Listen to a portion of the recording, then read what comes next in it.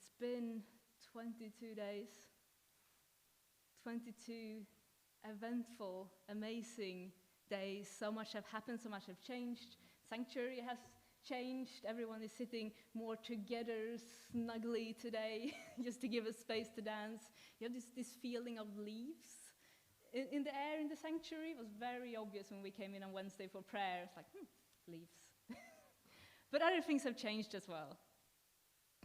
Do you remember the joy we had at Yom Teruah? I remember not at all being in the mood for another high holiday season.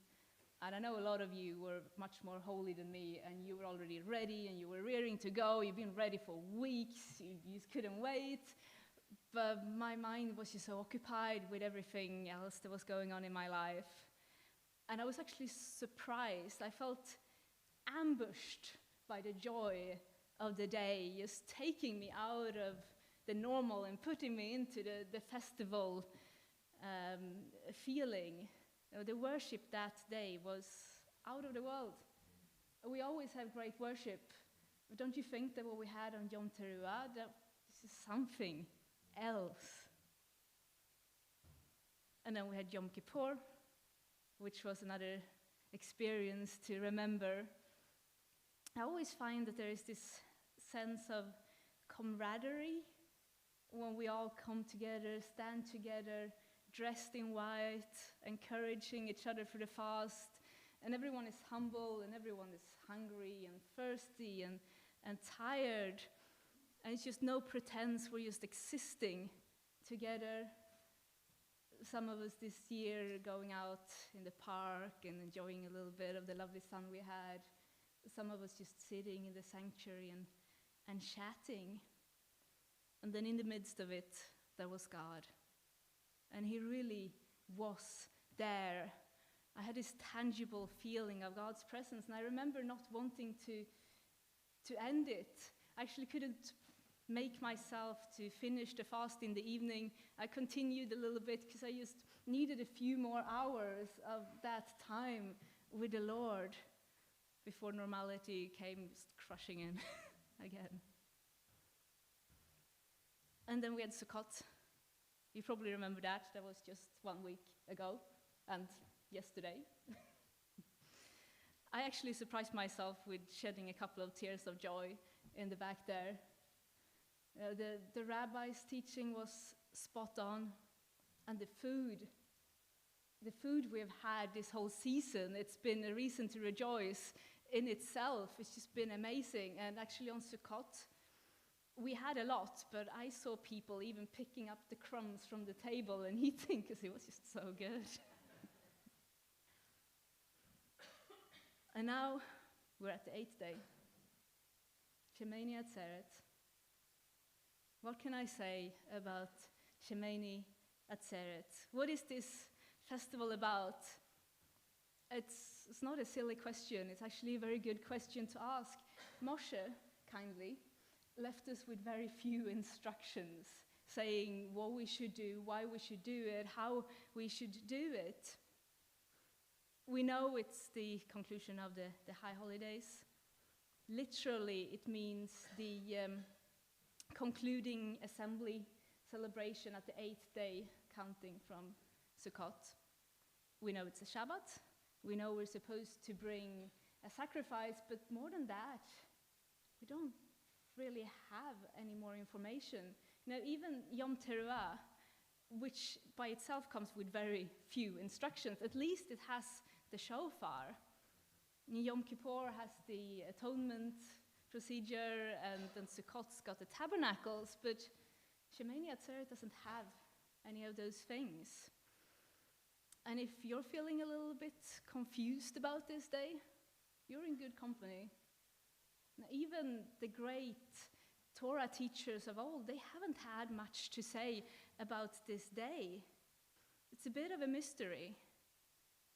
How do we traditionally celebrate it?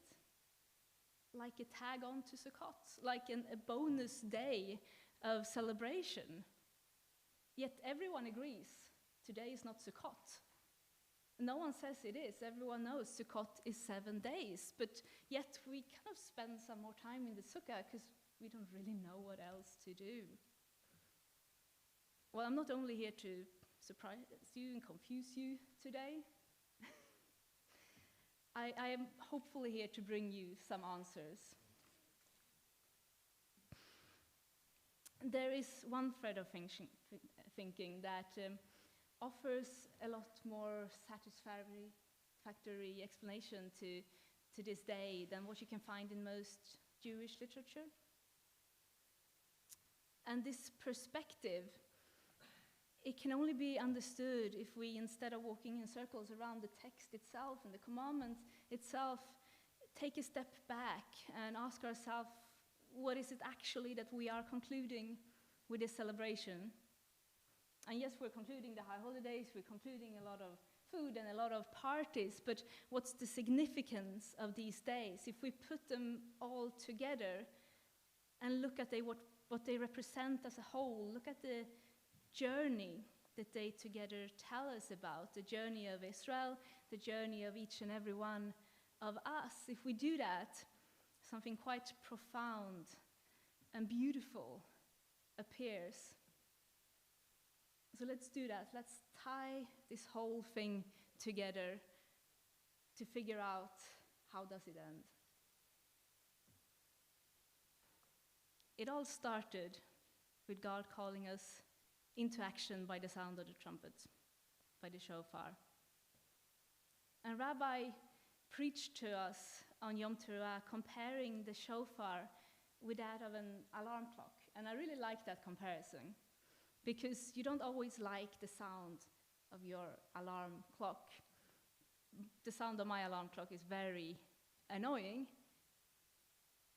but that's not really the point of the shofar, to make us a good, nice sound that we can listen to and enjoy. It's designed to warn us, to wake us up, call us into action. And we're told we need to do something, whether it's getting out of bed in the morning or taking the chicken out of oven, or when it comes to God, something much more serious. And there has been many wake-up calls in the history of Israel. If you think about it, it was the work description of the prophets to warn and to redirect our people. But just like with an alarm clock, we often pressed snooze, didn't we? Snooze button. And you can often press the snooze button a couple of times. But at some point, you better do something, because it will be too late. And God, although I'm sure he doesn't enjoy it, have had to shake us quite hard sometimes to make us take notice. I'm thinking about 3 major wake-up calls in the history of Israel. The destruction of the temple the first time, and the Babylonian exile. And then the destruction of the temple the second time, and our scattering in diaspora. These were events that didn't leave anyone untouched, events that shook the Jewish soul just so deeply it couldn't go unnoticed. And the thing is, we knew exactly what they meant, didn't we? Events like this happen because of our unfaithfulness, our unrighteousness. It couldn't be any clearer for us. God is saying, enough, wake up, you need to change your ways before it is too late. And the third wake-up call I'm thinking about is the birth of our Messiah. He preached repentance. He fulfilled Messianic prophecies in front of our eyes. He made many miracles. And a lot of people at that point turned to God. They turned in masses and had their lives transformed. But some people pressed the snooze button, went back to bed, and missed their opportunity. And there are other shofar blasts too. Smaller in magnitude, more like a nudge, directed towards the single individual. I've had them in my life. I'm sure each and every one of you have had them in your lives. God doesn't leave anyone out. He doesn't forget anyone, Jew or Gentile. He nudges everyone. For an example, I have this memory. It's quite a strong memory from my childhood of a comedy TV series that I used to watch. And I was completely fascinated with the theme, the music in the beginning of each episode. And I had no idea why. It's just every time I heard it, I was enchanted. I didn't realize why until something like 15 years later when I heard it again. And I realized this jingle, it wasn't just made up for this series. It was a Messianic worship song about God's faithfulness and God's wisdom. But I had no idea back then. I didn't recognize it. In fact, I ignored many little nudges like that throughout my life until, of course, one day I didn't. And I decided to investigate, and I carefully walked up to that door to see who was knocking. There was only one problem, right? Imagine that God is standing at the door, knocking, and there's an angel standing next to him, blowing the shofar, saying, "Hearken, let me in, take heed." And we want to invite him in. We're done shutting God out. We now want to hear what he's saying. But we and God are like matter and antimatter. Now, God is good. God is life. God is pure and holy. And we, if we have sinned, perhaps, sometime in our lives, then we are carrying death and darkness and evil in us. Should we invite God into our house, into our presence, then that good and evil would collide and explode, and we would fall dead on the floor. This is why God invited a temple, to separate us humans from his direct presence. It wasn't ideal, and I really believe God was so sad when he had to do it, but it was necessary. And even at the temple, there's only one person who could go into the Holy of Holies, and only once per year, and only after a lot of preparation, washing, sacrificing. The high priest, only at Yom Kippur. And stories has it that some years the high priest wouldn't even return from his mission. He would have been struck dead by the holiness of God. And we don't know if that's true, it's just a story, but we know that our forefathers trembled at this notion of meeting God face to face, and they were surprised to see when they actually survived, like Jacob and Moshe. Now, the high priest risked a lot to go in on Yom Kippur, but he did it for a good reason. He did it so that God could continue living at some level in our presence to cleanse us, the people of Israel, to make atonement. And to one point, it works, right? We remain clean for 1 year so that God can live in that building in Jerusalem. And there's a similar logic for anyone who wants to open that door and let God in, not just to live in the midst of our nations, in reality probably miles and miles away from us, the people, but actually live more intimately inside of us.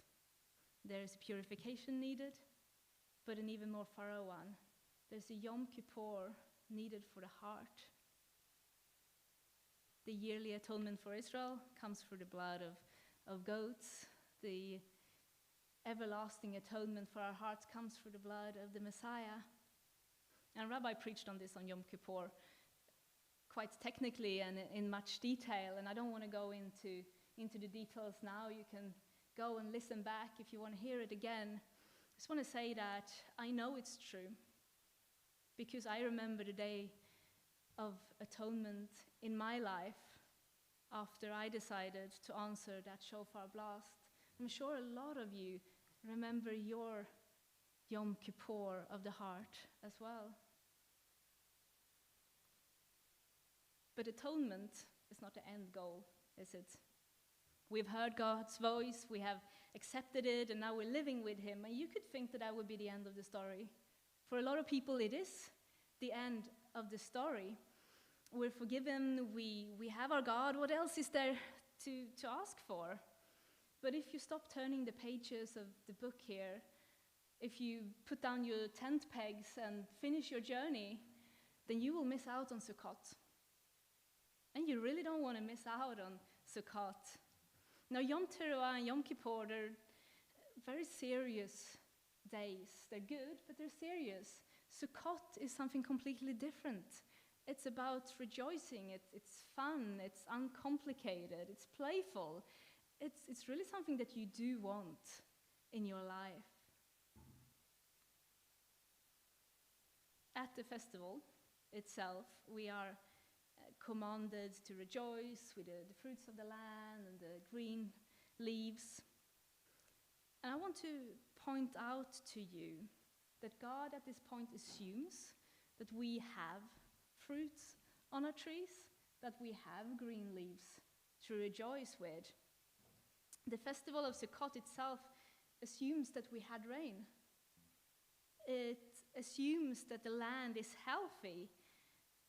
It assumes that we have been blessed by God. In other words, Sukkot assumes that we, Israel, have lived such a life that God would bless us, a righteous, holy life. Sukkot is the natural continuation of the story of a people who have heard God's call and been seeking atonement. Only then, actually, can we really experience Sukkot the way it's supposed to be. Only then can we rejoice in the way that we are supposed to do with all these blessings that God assumes that we really should have at this point. And I wonder if not our rejoicing with the fruits and the greens cannot simultaneously be interpreted as a rejoicing with our spiritual fruits that God has brought forth in us.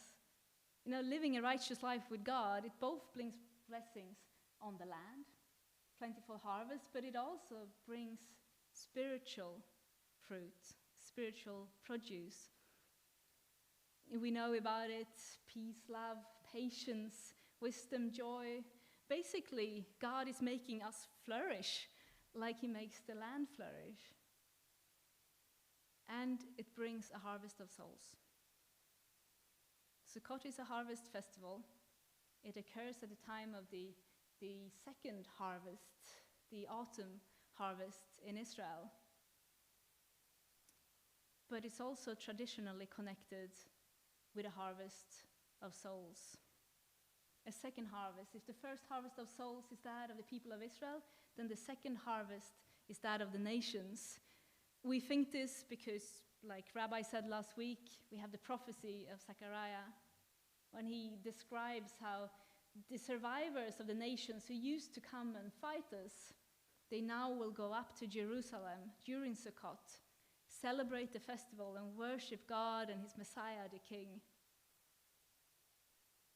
We're now talking about the end of times, at the time when Messiah will finally rule in Jerusalem. Some people say that the 70 sacrifices and the 70 days of Sukkot, that symbolizes completion. And this really is completion. Like Rabbi was hinting earlier today, this is the very goal that we've been working towards, that God's been working towards, and that we, everyone who serves God, has been working towards. The whole world as one, worshiping God, ruled by his Messiah. It's the Jewish universal message of Sukkot. We're finally there. Which leads us to the final chapter of our journey. What comes after completion? What comes after the 7 times 7? What comes on the 8th day? It must be something then outside of time itself, outside of life, as we know it. This is the time when the dead will rise, the time when death will be no more. 1 Corinthians is trying to describe it, and it says that we will all be changed. In the blink of an eye, we'll be different. We'll be clothed in imperishability and immortality. It's not easy to describe the Olam Haba, the world to come. Now, when we were sitting around, some of us at Yom Kippur this year, we were talking about it, the world to come compared to the world as we know it. And I said that this world is like going to work. Let's be honest, living is a constant struggle. It's really easy, we rarely see it end up the way we wanted it to be. It's just hard. We have to see it as a job. I think that helps in your mind. It's a job, we have a mission, we have a task. Everyone a slightly different assignment, but everyone working towards the same goal. And struggle is just what we should expect. The world to come, it will be when you pack up your work after a long day and you go home and you go to your happy place where you can rest, where you can do all those things that you've been yearning to do all working week but not been able to do. This life may seem long, but the happy place is much longer. It's eternal. And this is how we can see Shemini Atzeret, the 8th day, as the end of a great journey. We were called, we answered by repentance. It cleansed us so that we could be who we were made to be. We were blessed, we rejoiced, and others saw it, and they joined us, and together we saw the world being renewed. If you look at it this way, the 8th day makes perfect sense. It's needed for completion. It's not a tag-on to Sukkot. It's not a bonus day of celebration. It is in itself the greatest reason that we have to rejoice. Perhaps we are struggling to know how to observe it because its perfection is just too foreign to us. Perhaps God didn't know how to describe it to us in words, how to celebrate this day, how to describe this kind of joy, this kind of peace of the end. And I think in a way it is okay to struggle knowing exactly what we're supposed to do and how to live this amazing fullness in our lives that we have not even been close to experiencing ourselves ever yet. As long as we are aware that it's coming, and that for those who belong to God, there is nothing greater, and there is no greater reason for us to celebrate. This isn't the last day. This is the first day of an amazing eternity. Shabbat Shalom, everyone.